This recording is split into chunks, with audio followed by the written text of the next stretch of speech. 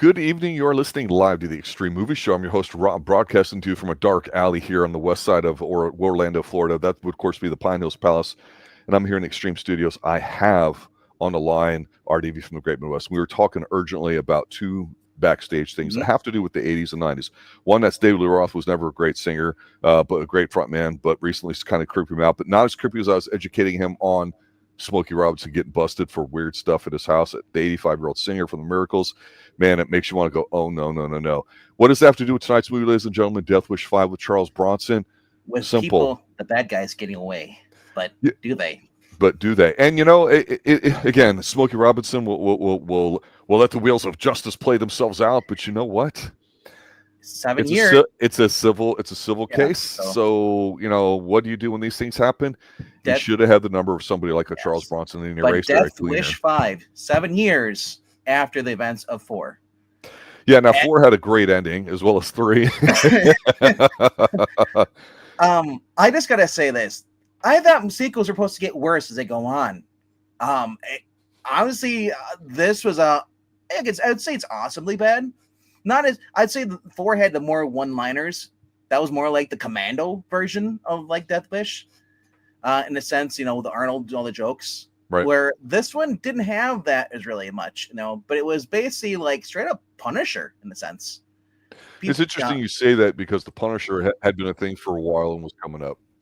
And yeah, we already had by this point. This is 1993 when this movie came out, so we already got the topless titties in here, which was kind of a new for the Death Wish, unless you watched the first movie where it was more like a disgusting taste.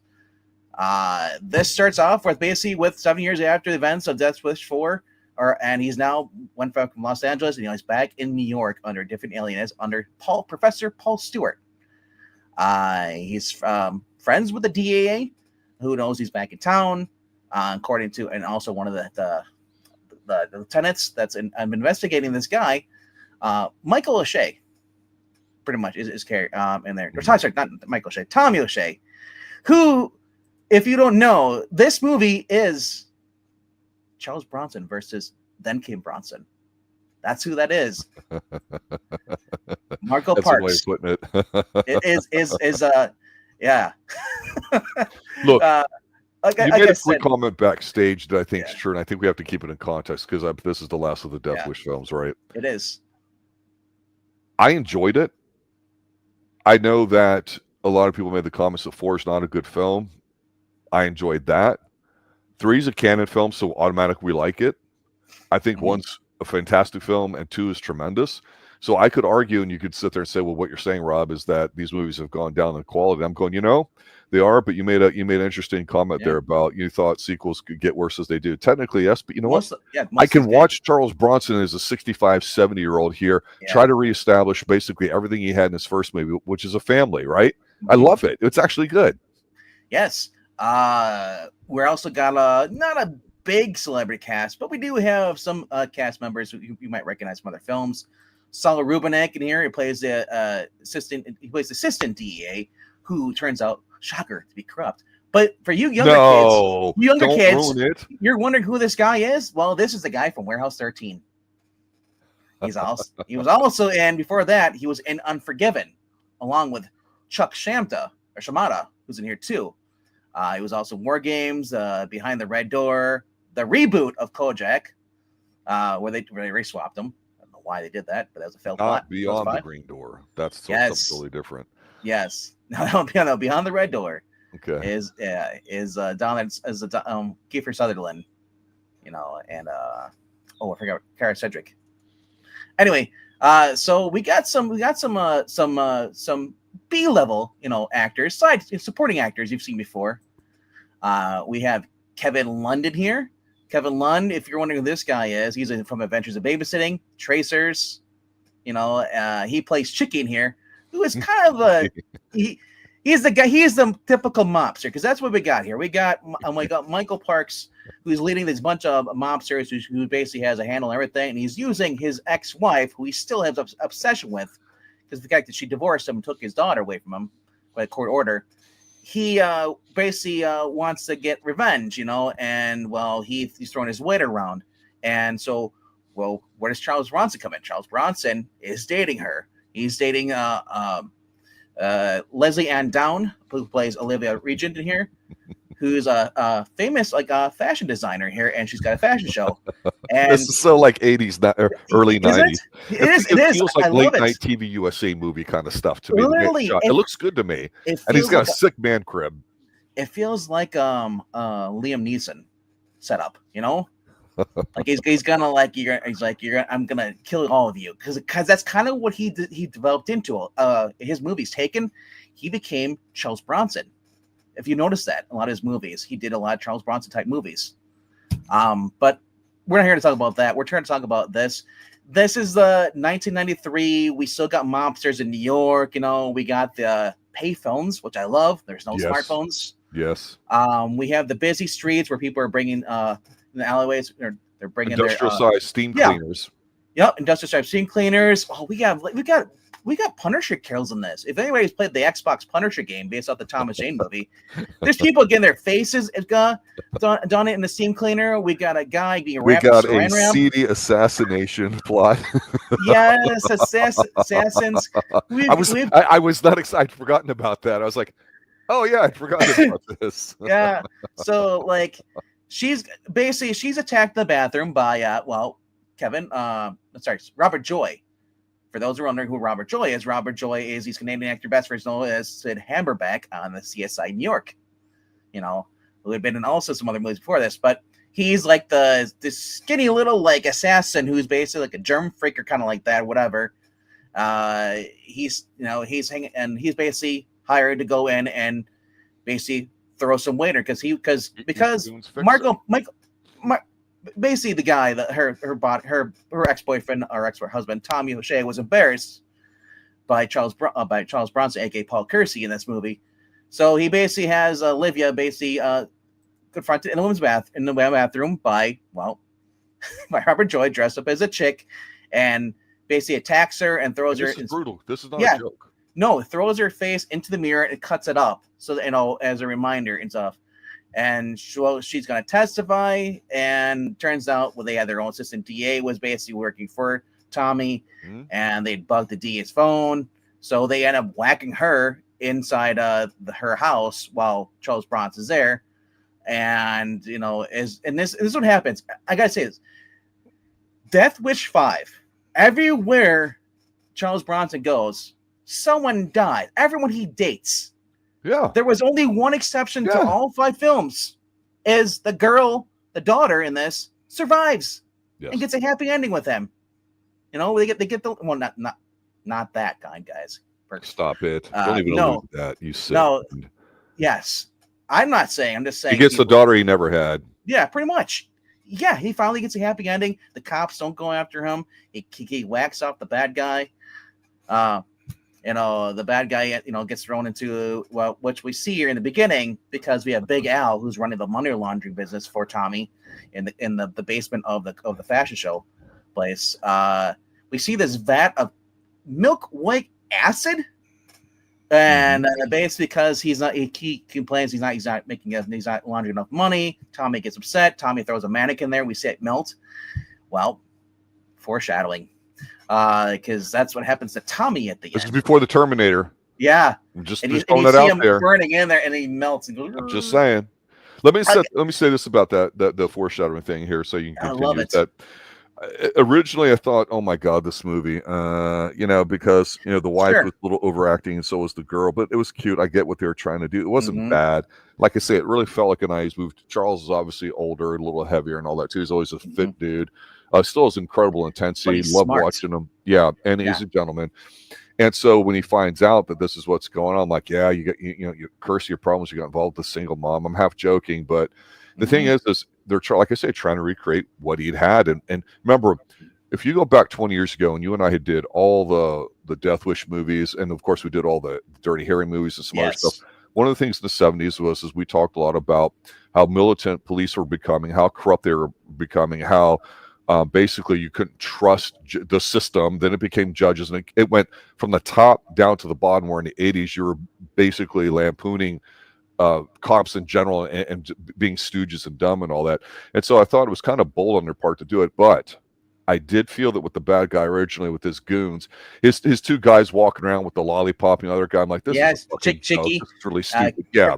and But the main guy was not bad. It's just no, that I didn't feel like this movie caught the right tone until after the seedy assassin bashed your head in the window a couple times there too. But when he's telling the guy about the laundry, the guy's not being a jerk. He's scared. I no, like the scene as a manufacturing thing. He goes, "Hey, look," he's like, "What do you mean we're laundering too much money?" He goes, "I don't have the stuff enough of the amount of money going out. That's what's coming in to match it up there too." Also, So when they throw the thing there, he's like, "How much is that?" And he's like, "That's $1,500." It's like the guy's trying to explain it to this boss, and I just thought he was a little bit stupid at first. no, He had great one-liners, yes, but I thought at least you had a street thug gangs that got their ass blown up in 3, right? It just that's where I struggle with this movie a little bit. It's just I wish the bad guy was a bit more sinister rather than kind of lampoonish sometimes. That's all. yeah. Well, he's a cocky guy. He's a money, and he has guys do or stuff for him. He's supposed to be like he worked his way up. He went from the cops. As Tommy has worked his way up, and from the Irish mafia. You know, they've been able to stop him for 16 years. And Paul Kersey says, like, that's a whole lot. That's a lot of years for failing. So I'm going to do what I need to do. But yeah, so like I said, we got Paul Kersey getting revenge in here too. But first, like, you know, Tommy basically is leaning on Big Al, and Big Al basically is about to be well, I guess they have a machine in there. Basically, it looks like a hedge trimmer, and it lays out, and they're gonna like some kind of bandsaw, and he's gonna cut them. But then we get the guy who's a security guard who basically told all the workers, you know. And it's funny about this. It's the last time we've seen a movie of this where they're all Chinese, pretty much, or pretty much, you know, diverse. You know, it almost looked like a sweatshop at first when I watched this. But we get the N-word too. Remember? Yes, we get a hard N-word in here. You know, yeah. And I was just like, that's, you know, it's 90s. That might be the last time I remember that in the movie. Yeah. Yeah, so the security guard who's black basically goes with the Tommy and says, like, you know, I'm done with this shit, you know, and he calls him a cracker and all that bullshit. So we get some racial slurs going back and forth. It was, and honestly, that's what made it believable, because because Tommy is a guy who doesn't give a shit, you know. He's got money, he's got wealth, he's got, you know, he's got the power, you know, he's got a girl and he can do whatever he wants, and the only thing he wants is his daughter, and pretty much that's why he ends up whacking Olivia, you know, getting her taken out. And then so basically this guy interferes while he's intimidating Big Al, and well, they helps Big Al out of there while his guts kind of bleeding over. They they'll tell the cops, and then, well, Big Al's approached by the cops. You know, they're gonna put a wire on him. They see him. We get this Asian guy up in here, kind of cute, Lisa Inouye or Inouye. She's short-lived in this because she ends up getting hit by the car driven by Kevin Lund in this, or no, sorry, not Robert Joy. Yep. Freddie Flakes is his name. Freddie Flakes. Freddie Flakes who doesn't do tricks. He hits Big Al. Big Al basically is he went to talk to the guys, and the guys knew he was made, so he went on the alleyway and went around the building, took out the wire, threw it in the trash. He goes up to the walks across the street. Here comes Freddie with his car, launches Big Al, and basically like Uncle Phil used to do the J, or Jeff, you know, go throw him, and he ends up going through a window. And I'm sorry, there's no way he's dead. If the way he fell on the table inside. You know, he might be cut up a little bit, so, you know, but they pronounce him dead. I was laughing about this. This is kind of funny. So, and then the guy hits a cop. So after all this, we learn that the cops come and say, well, yeah, it's like, oh, yeah, the girl's gonna live with her father. Sorry, you know, Paul, you know. So Paul ends up, well, he's getting his revenge. I love this how Paul gets his revenge on the goons. The first goon, Chicky, who's always got the lollipop stuff. He follows him, sees where he goes. His mom runs like a bakery, a restaurant. So he goes in there, and we see, you know, Tommy's getting ready to eat a plate of cannolis, you know, and like he's like, hey, and he talks to Kirsty. He's like, hey, can I see your paper? He's like, sure, it's over there. What did he put out? He put like it wasn't ricin. What was it? Was some kind of like something he put out. He sprinkled like a powder, and it basically caused him to basically like it was it's that oh crap, it's that chemical Breathe. they put in. I am trying to breathe. Fine, bro. I'm trying to figure out. There's a certain word for that poison they put on there. Like when the terrorist always has their tooth, they crack it. Cyanide. He sprinkles cyanide, so it looks like white powder on there. So we see Chicky goes over there, and he basically ends up like in the cannolis, chokes to death, and they have a funeral, and so then we get Frankie whacked off, pretty much with a soccer ball, a remote control soccer ball. Yep. That both Percy buys at a toy store. Well, 94, I believe that was the World Cup year, especially here in Central Florida. And the thing is, I've seen one of those before. They are real. They're not just made for this movie. So of course he puts dynamite, a bomb, inside there, and it's unbelievable. I mean, unbelievably good. But before this scene, we got Frankie talking about, oh man, shot nerves and all. This guy's gonna, he's killing us one by one. And his girlfriend, played by Sharolyn Sparrow, really good looking girl. We got a scene here where she's in the tub with him. You get to see full on topless, get some titties. For those who've been following the Forever Night reviews, she was in season 1, episode 17. In there, look to kill. Or 19. Yeah, that's what 19. That's 17. Yeah. So she's in there, and so he goes outside because the alarm goes off. And then he looks around. He walks around the whole building. I'm like, you can't see the freaking soccer ball rolling back and forth. Finally, he picks it up, and then Parker says, "Hey, what's up, bro?" He's like, "What?" Boom. you see it. His face expands. It's like the plaster, and go, and he's on fire. And the funny part about this, you can tell it's a guy wearing a fire suit, because after he's done burning, his hair is still perfectly fine, like a wig, a dummy. I was like, what is this? It's like they said, they spent they spent about like $5 million on this, and they got a return of like $1 million. Yeah, I did not look at the budget numbers, but I'm sure it's low budget. But sure I would be shocked if it didn't make money though. Seriously, $5 million budget came back with 1.7 in the box office. That being said, though, it's hokey, it's hilarious.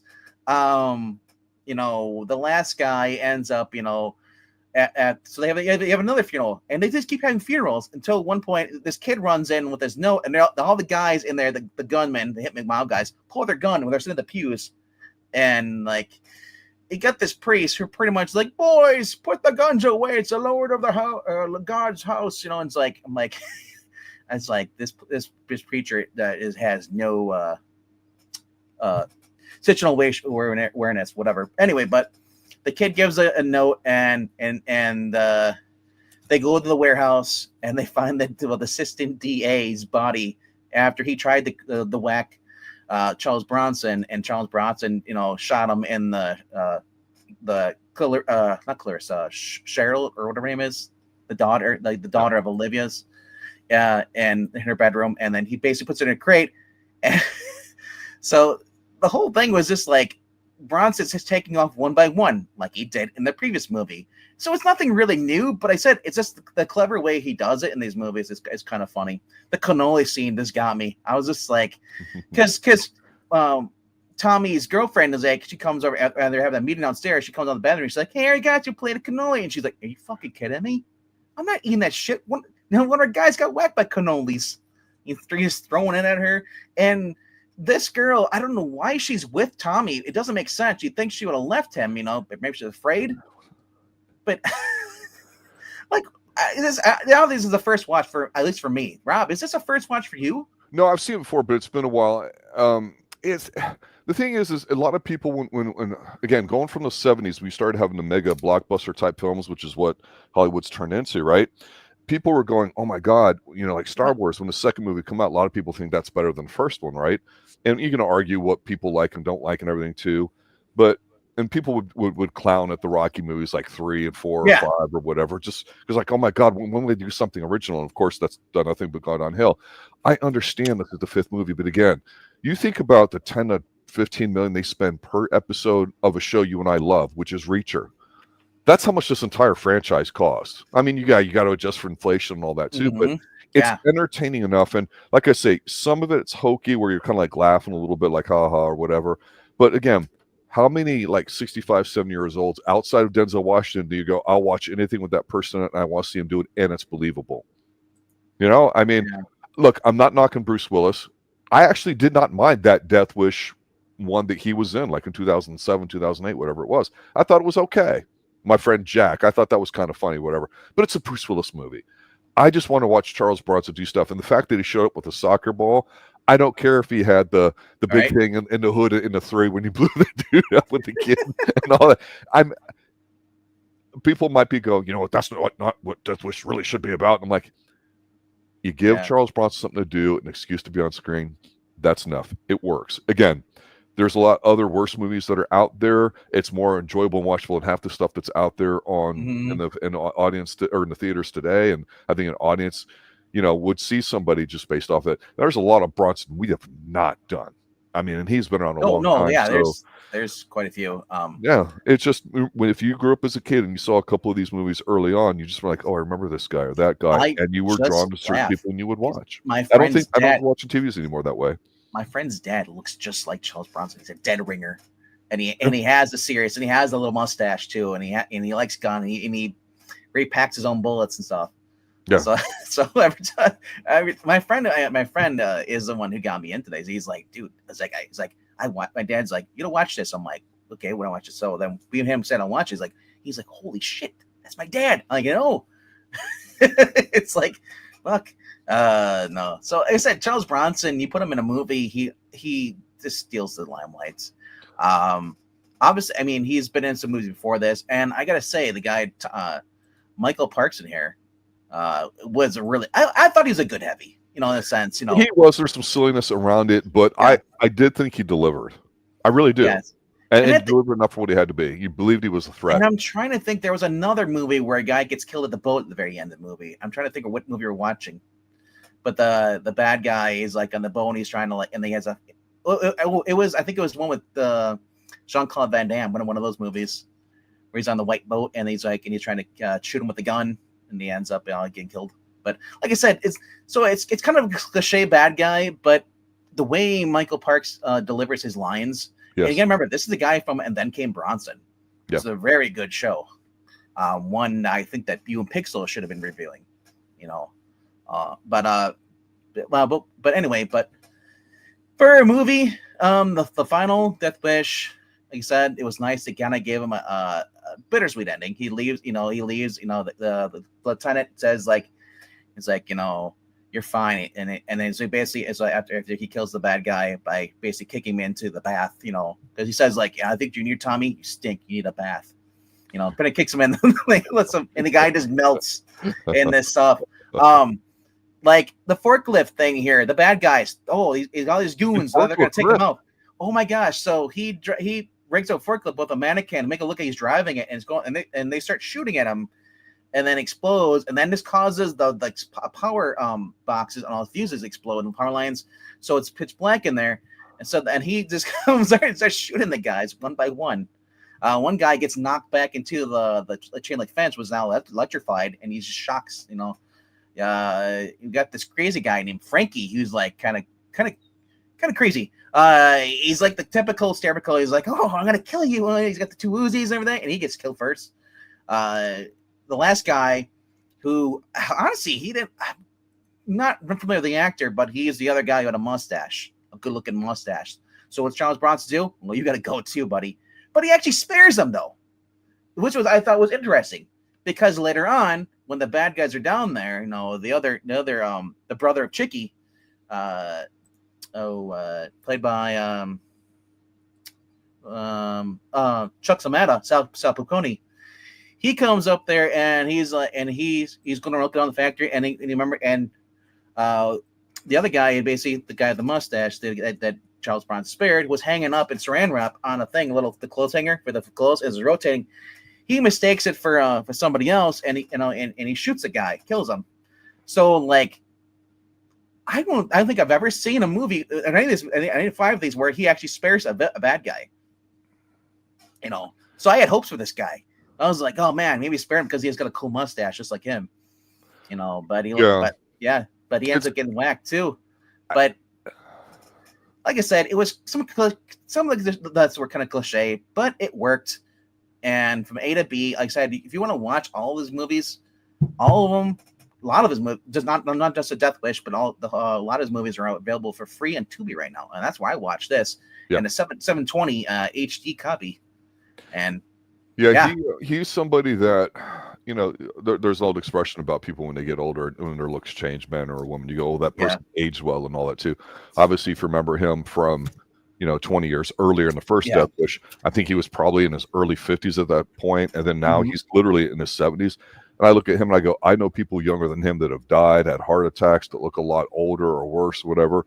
And I go, yeah, we're supposed to believe this guy who's like 70, 75 years old could run around with a gun or a bomb-filled type soccer ball remote control device or whatever like that.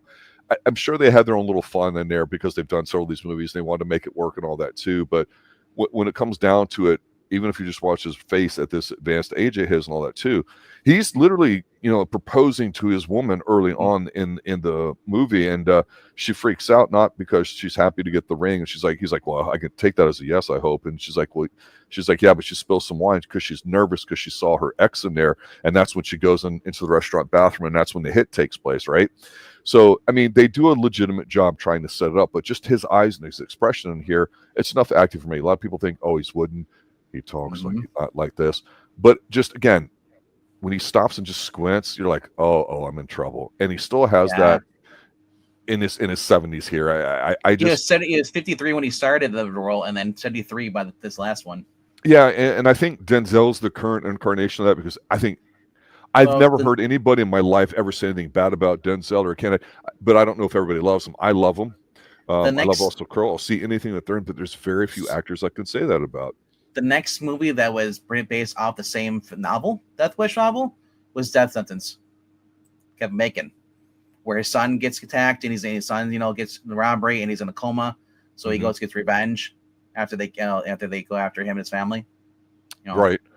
One of the things I remember about Bronson in the 90s, and being an 80s guy myself, is very clear. I mean, I grew up with older parents, so I remember seeing a lot of older things in television and whatnot, and I always remember loving Charlton Heston, so I would see anything he was in it. And by, of course, the mid-90s, he was on his book tour, and then, of course, he would retire from speaking and all that too, because he had Alzheimer's. And I remember Charles Bronson being up there around the same age, just an older guy. And I just thought that with Bronson, it was nice to see that somebody's still doing something on screen, because you never saw these older actors, for the most part, doing newer things. You just didn't. That's just not how it was. A lot of them had already died off. The only thing that sucks is Charles Bronson. Remember when Bernard Goetz shot the 4 men on the subway with the gun? Yep. That Charles Bronson comes out and he speaks against vigilantism. And I was thinking, like, dude, your whole movie is about cleaning up the gangs of New York, which is currently right now is gangs of New York in the, at the time the 80s was bad. Late 70s, early 80s was bad. 70s, 80s. It only got cleaned up in the 90s when, relative to how it was really a shithole. I mean, I was there at the time. So when I learned about that, I was like, are you freaking kidding me, dude? It's like, and that's the same thing. Liam Neeson, I'm anti-gun. All your movies are gun. Yeah, it's easy for Hollywood to just say the gun's the answer. Yeah. Like I said, these are great movies. This one, I expected us to walk in or not walk into, but basically sit down and watch it. I was like, oh, this is going to be bad. This turned out to be so much more fun than I thought it was going to be. I still say 4 is probably higher on the list than this. There's the first dash ones, but honestly, 4 and 5, I think, are better than the original 3. At least I disagree completely. Oh, I like 2. I don't like 3. But I mean, like, 4 with the one-liners, I thought was pretty good, because I thought 4 was better than 3. Well, it sounds like you're looking at it from the action lens perspective too. Just storytelling and everything. I thought was a little better than 3. 3 was just basically I'm in the hood. I'm in the hood, And then like is the guy from Coach was like the lieutenant or something like that in Los Angeles or wherever they were at, and he's or is it New York? I can't remember what it was. It's either Los Angeles or New York. They keep bouncing back and forth, But the one thing they didn't really deal with in these movies, storytelling wise, is in the first movie that I think is really head and shoulders above the rest, is that he really is your classical old school liberal that is anti-gun and everything else there too, everything that represents Hollywood, and he finds himself getting into it. If I recall, the writer of the book originally was basically like, I wasn't really intending it for it to kind of be that way, but it seemed like everybody that was insulated from normal people in Hollywood didn't realize yeah, we're sick and tired of lots of crime in the 70s and all this uprisings. We like our stability. We like our middle class lifestyle, and that's the majority of America. So screw you. Seemed like Hollywood was not aware of that, especially with Dirty Harry, right? But Dirty Harry was different because at the time he was a cop. This is a private citizen. And I think the one thing is I thought to myself, wow. Yeah. I would believe Bronson picking up, say, a 50-ish-year-old fashion designer or whatever. Yeah, whatever. But they didn't deal with any PTSD type things or that kind of stuff there too. It's just kind of more like, yeah, I was married once before, you know. I guess you brought up though, you're talking about his age in this movie. He was like 73 by the time this is done. But here's the thing about him as 73 and 73 is 73-year-olds today. With Liam Neeson might be the exception. I don't know if he does his own stunts, but Charles Bronson did all his stunts in this. He was a fitness he's a big fitness guy. So he was able to do all his stunts running, and then when he jumps off the rooftop and lands in the trash, he did that himself. It's like I said, he didn't need a stunt double. So so that, I mean, even adds more to like his awesomeness, you know. So honestly, I'm not sure if they were using, though obviously they're using blanks in this, you know. Sometimes they had the sound in afterwards, but they were using blanks in this. We even get the same gun he used at the end of the last movie, but the bad guy was using, and that's what the guy blows up the forklift with. He puts a grenade in it, and he fires a grenade. The M4, he has the M4 around. So honestly, you got to see some guns come back that were from other movies. But overall, I thought I was pretty decent. I just wish this would have ended with a more happier note where Olivia doesn't get killed, you know, where he gets a wife and a child at the end, you know. He gets a happy ending, but he's got Chelsea at the end, you know. And that's how it ends. And pretty much him walking away. The lieutenant, he tells the lieutenant, he's walking into the spotlight, you know, it's like a factory door factory. You see the light. He's like, Lieutenant, if you ever need me, call me, you know. He walks away. You brought up one time on several streams when we started getting the themes of what was going on, and you know, whether we agree or disagree, you know, all that we just talk about them, is that I don't know if it was Lord of the Rings or something big with Amazon or some other show, but I'd say basically I don't really go by ratings and reviews or IMDb's or Rotten Tomatoes. I go by what entertains me. Manufactured. Exactly. And you know, it's everyone today is all about, you don't like it. If you're a Bronson fan, this movie's fine. Yeah. But this one I'm looking at on Rotten Tomatoes it's only a couple people critiqued it, 0%. I'm like, this is better than a lot of the schlock that's out there. I mean, oh my gosh, it's competent, it's well done, it looks decent. You could watch this and not have to watch all the other films and just go, yeah, some old dude that, you know, goes after, you know, so, you know, his fiance's ex-husband who happens to be a crime lord, Irish, if that matters to anybody. You know what? It's better than some of the stuff that's out there today. It's really, there's some black humor in it, I guess, which is, you know, the thing I was struggling with because I'm thinking of Death Wish as being more serious. So I'm not knocking it for that, but it is just different. No. It's interesting because today with the age of the internet, a lot of people are able to put their voice out now. You see a lot of people come in groups, and so it's like, and people seem to forget, it's like, just because a lot of people like something doesn't mean it's good, and just because a lot of people hate something, it doesn't mean it's bad. Everything is just subjective, especially today's movies. Everybody's like, well, what the numbers do? What's the box office? And I'm thinking, like, it's hard, even without putting in any preaching or any of that crap, you know, that people don't like in the movies today. It's hard to make money in theaters because a lot of people now have their home theaters. That was a whole aim in the 90s. Come to Best Buy. You can build your home theater. Why go to the movie when you have a giant screen? A lot of people have now these days have had that.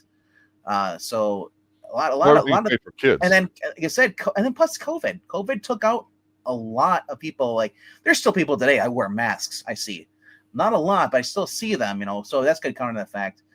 Honestly, I'm one of those persons too. I've been a person where there aren't any movies that really make me want to go. I think it's worth paying $12 to sit around people who are going to make noise and chew whatever the popcorn and all it and make the noise and all that crap when I'm just trying to watch the movie, you know. And it's not like I can pause or rewind if somebody talks behind me.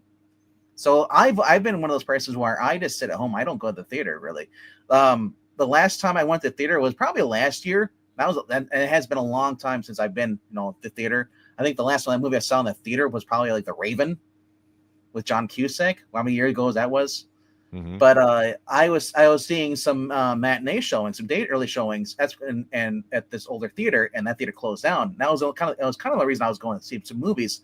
I saw Guardians 3, I saw John Wick 4, you know, I saw about 4 movies in the theater last year.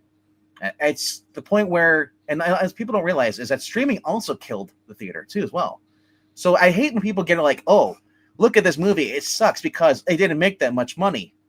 No, it's probably because people are waiting for the streaming sales, and that's the thing.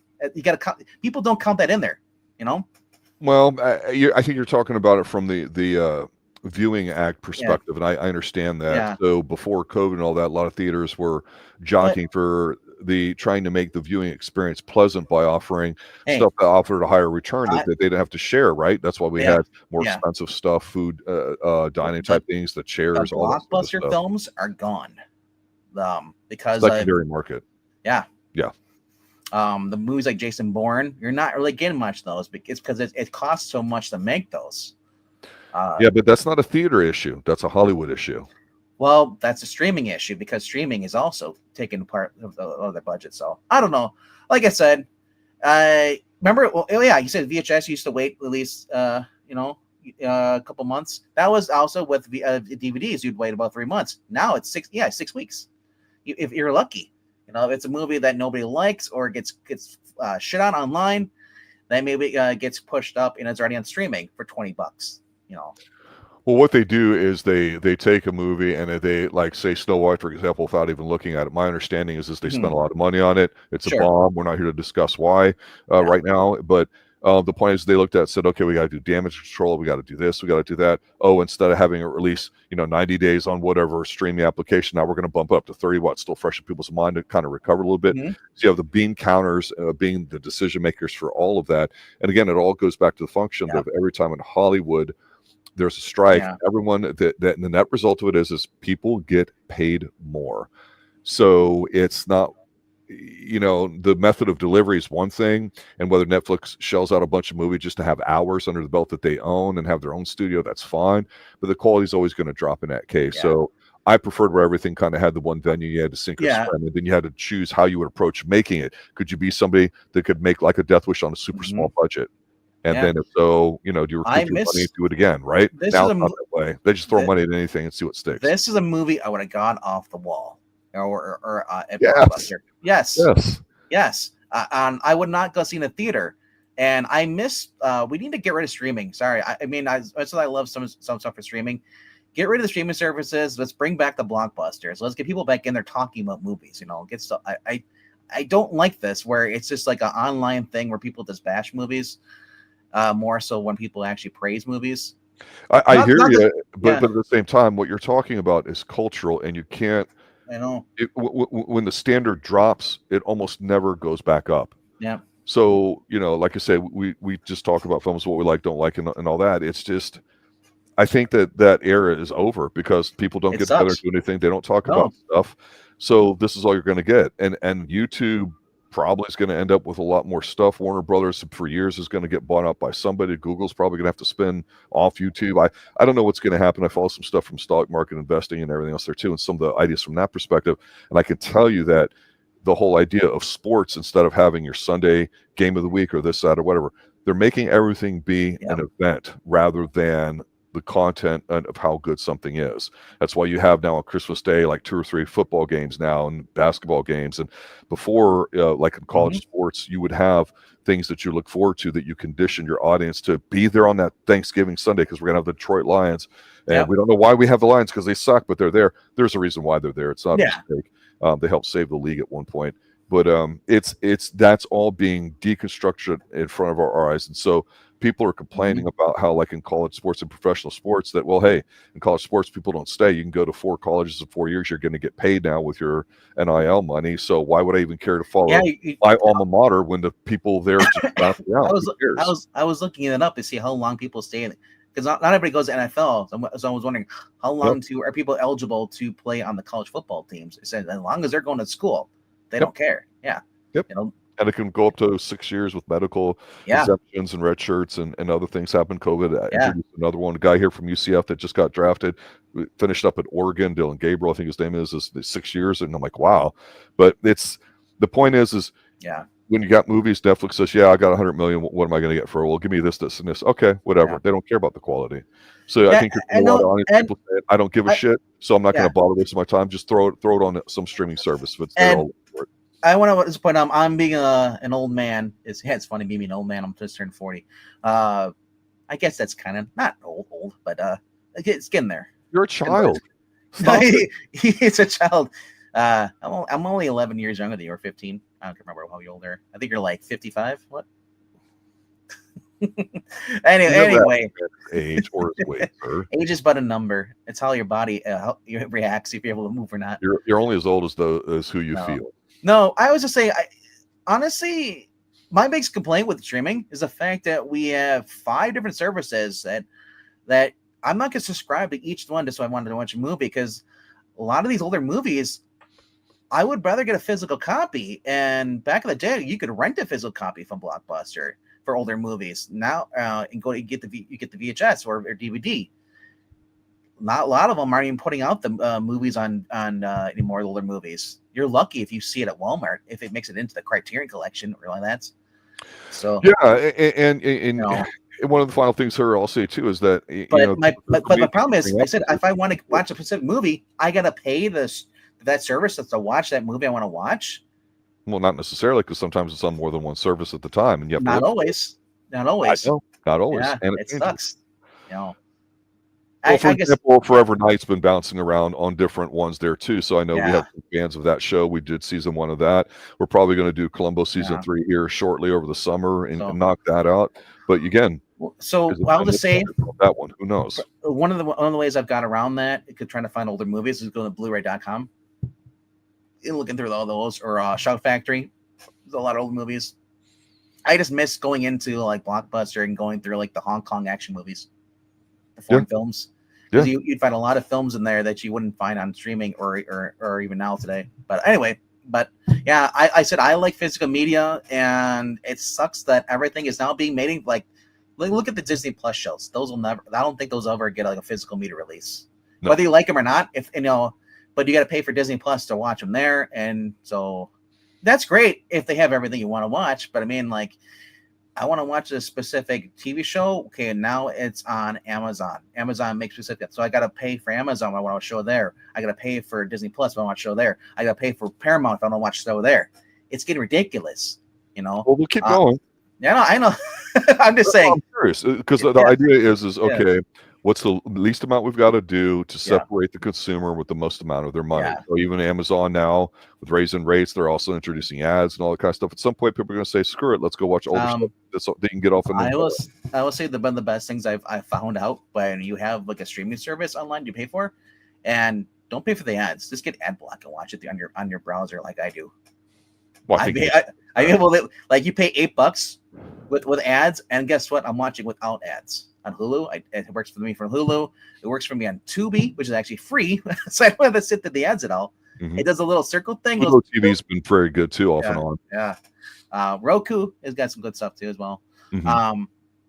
But anyway, though, this is me being an old man and nitpicking about certain things. But if you've not seen any of the Death Wish movies, including this one, go watch them right now on Tubi.com, TubiTV.com. There's a lot of stuff. We even have some spaghetti westerns on there, like The Good, Bad, and the Ugly collection on there is on there as well. I'm eyeing up some other, I want to get back and do some more Clint Eastwood westerns. There's a few we haven't done.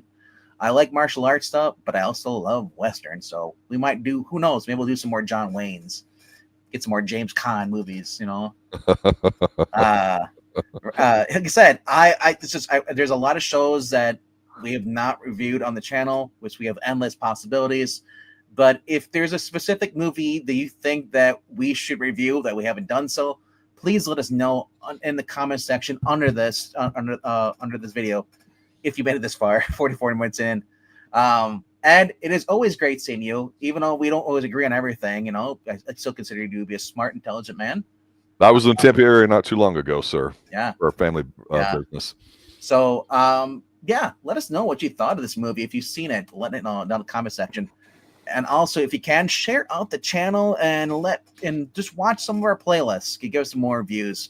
Even though we are over 1,000 subscribers, we are not monetized. We desperately need the view time. We are like 2,000 hours in total, but we need 4,000. So if you can go back and just put us on mute, I don't care, but let it go play through, like, awesome.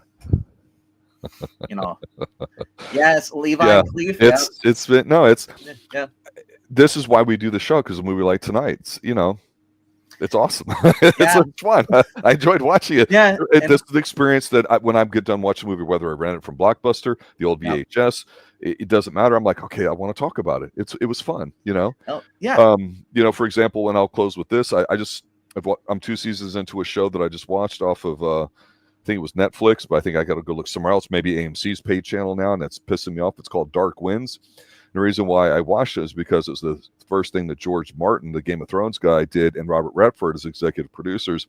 And it's set in Santa Fe, and it's a mystery in the 70s that happens on a Navajo reservation, and it's different. So I'm watching it, and it's pretty intense and all that. It's like a thriller kind of thing. And so I'm 2 seasons in, and I'm going, maybe I'll watch the third episode or the first episode of season 3. And no, I got to go fucking look for it somewhere else. It's like, God damn it, don't do this to me. I'll just say this. The only actor I would have trusted to play this role after Charles Bronson pretty much passed away, if they want to reboot it, would be Liam Neeson after watching Taken. Well, I think Russell Crowe could do it. Denzel. Oh, Russell Crowe, come on. Russell Crowe is he's better as the bad guy. Russell Crowe. Virtuosity. I love him in that. I know. He's such a bastard. I love him. He's great stuff. Unhinged. I liked Unhinged. But Denzel is doing a new movie, though.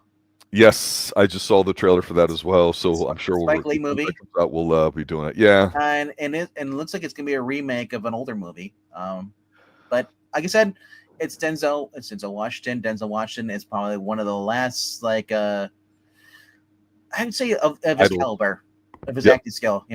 Yeah, I agree. I agree. Everybody wants to see him. James Wood. The only thing I've seen him in was the Vampires movie, which reviewed, which was awesome. Yeah, but that was over 25 years ago. I know, right? With the was it one of the Williams brothers or Baldwin brothers that we don't? The other Baldwin. Yeah, William. Yeah, the second one, not the third. Or Daniel. Can't remember. It's like there's Daniel Williams versus the Hemsworth. I'm telling you, that's got money printed all over it in some fashion. Yep. You heard it here first on the Extreme Movie Show. All right, guys. We'll be putting a new poll up for Sunday. It already is up. It's been up. Yeah. I will have to go vote right now. Yeah, you should go vote right now. Do your duty. Vote. Yes, the poll up right now, and if you haven't already voted, is Come Drink With Me, which is a part of the Golden Swallow trilogy series from back in the 60s. A lot of kung fu, samurai, sword fighting, people getting stabbed and killed. Hot girl and then we also brought back a favorite from last week, which was Inspectors Wears Skirts 2, which was in the second place. Girls with Guns. Girls with Guns, yes. And then we have Avenging Quartet starring Cynthia Khan from the Yes Madam series, and also we have Moon Lee coming back and Yuka Shiro. Yep, Oshima. She was in this last one with Moon Lee. With Iron Angels. She was a villain. And she was awesome. Awesome as the villain. Right now we have 6 votes. We are tied. So we need to break this tie by Sunday. My vote will happen here in 5 minutes, sir. My vote. Great. Good night, everybody. See you Sunday. Vote wisely. I know you stream. Check out our Sherlock Holmes as well. New episode just dropped on Friday. Our posts, go through the community. Go to the community. Go to the YouTube channel. And where it says, scroll over where it says, you'll see a home live podcast playlist. All the way at the right is posts. So go vote. I will be retweeting it out here shortly. Thank you, sir. And to all, a good night. You just want to plug the link in there for him? Here, hold on. Let me grab the link. I'll put it into the actual thing channel here for you chat. So you can go there here and go to this poll. Click that link after we're done. All right, guys. Later. Good night, all. And remember, if you haven't already done so, please stay extreme. Later, guys.